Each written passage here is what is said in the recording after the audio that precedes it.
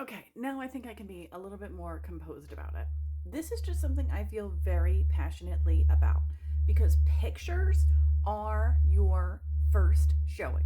There is no second showing if they don't like your pictures. Period. Period.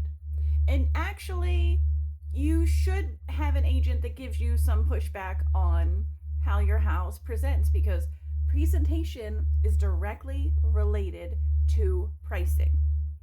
And personally, I can only say what I do. I'm there on picture day.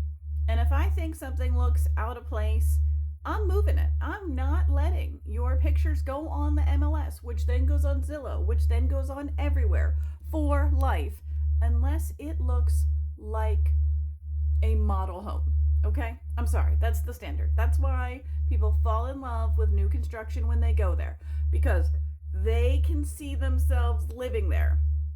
They can't see themselves living in your house if, your things are on the wall or the stuffed animals are out. Hold on. They don't need to see an overstuffed pantry that's kind of like disorganized and not good looking. There needs to be room for the buyer to see themselves there, okay?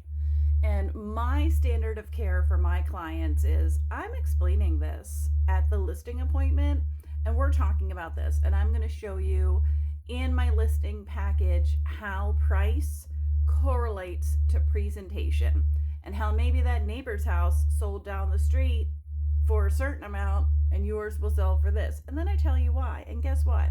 I have another update that's going to shock people. I don't want to take every listing. That's right. I only want to take a listing where we are on the same page about presentation and price because I want your house to sell. Nobody gets anything out of a listing that sits in the MLS, expires, and then somebody else comes along and sells it because, you're ready to listen.